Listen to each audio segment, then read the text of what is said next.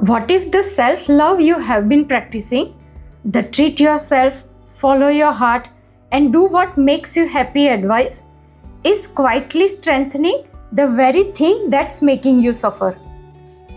Welcome back to Untying the Knot with Trupti. I am Trupti, and today we are taking a deep dive into a phrase that everyone uses, but almost no one truly understands: self-love. Let's begin by considering what self-love has come to mean today. Too often it is equated with gratifying every desire. If something feels good in the moment, we assume it must be an act of self-love.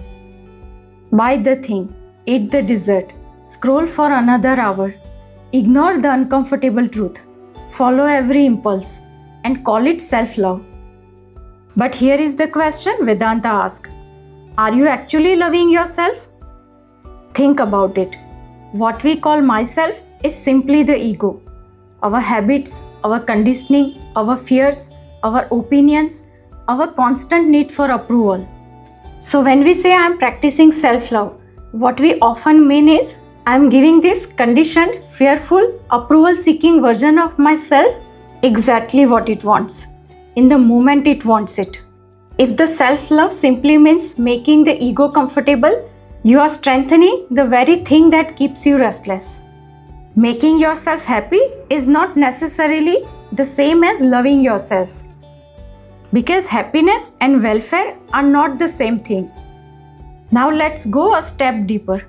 Imagine a child who wants chocolate before dinner. The parent says no. The child is upset. But the parent isn't being cruel. The parent loves the child. And real love is not about immediate pleasure. It is about long-term welfare. Now ask yourself, why do we completely forget this principle when it comes to ourselves? Vedanta makes a crucial distinction here. Happiness and welfare are not the same thing. Pleasure lasts for a few moments. Happiness lasts a little longer. But both eventually disappear. And after they disappear, they leave behind another craving. Think about your own life. How many desires have you fulfilled? Did any of them permanently satisfy you?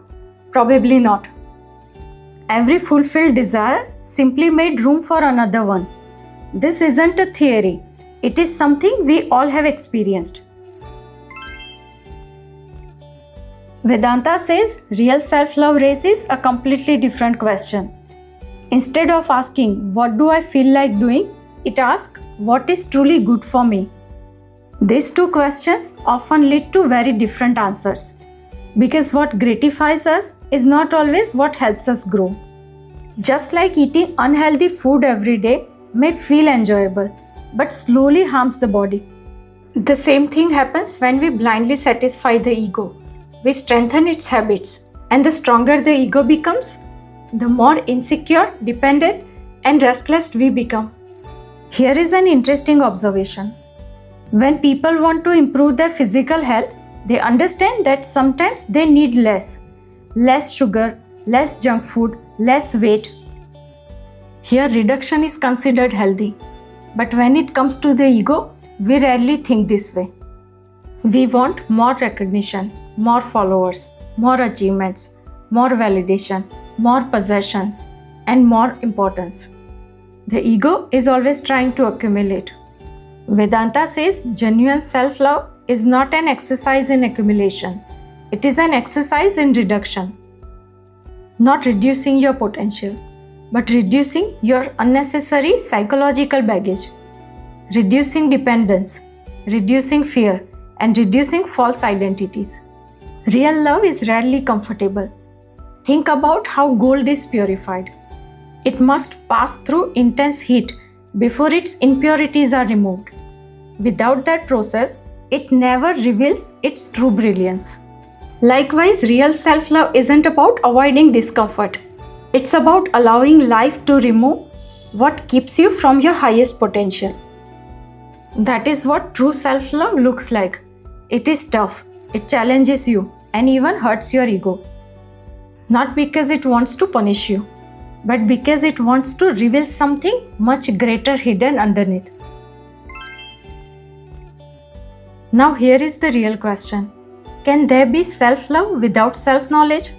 Vedanta says no, because unless you know what the self is, who exactly are you loving? Usually when we say love yourself, the ego thinks love me, validate me, protect me, and keep me comfortable. But true self-love does not mean loving yourself exactly as you are.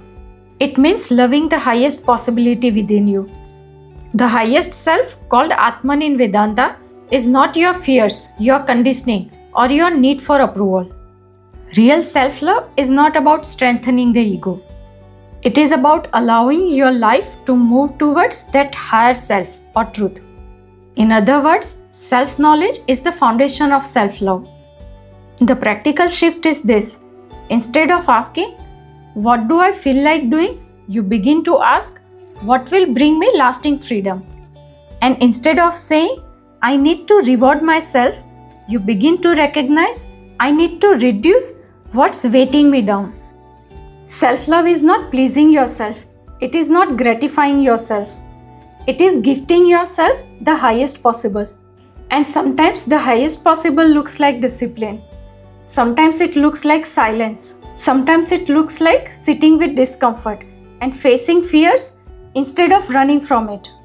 Because love, real love, is about giving yourself what helps you become free. The first step isn't changing yourself. It's recognizing where the ego has been disguising itself as self-love. So here is a question for you. What is the one thing you have been calling self-love that might actually be ego gratification? Let me know in the comments below. If you found this video helpful, please like and subscribe. And if you would like to explore these ideas more deeply, check out the Vedanta playlist on this channel. Until next time, remember, real love always elevates.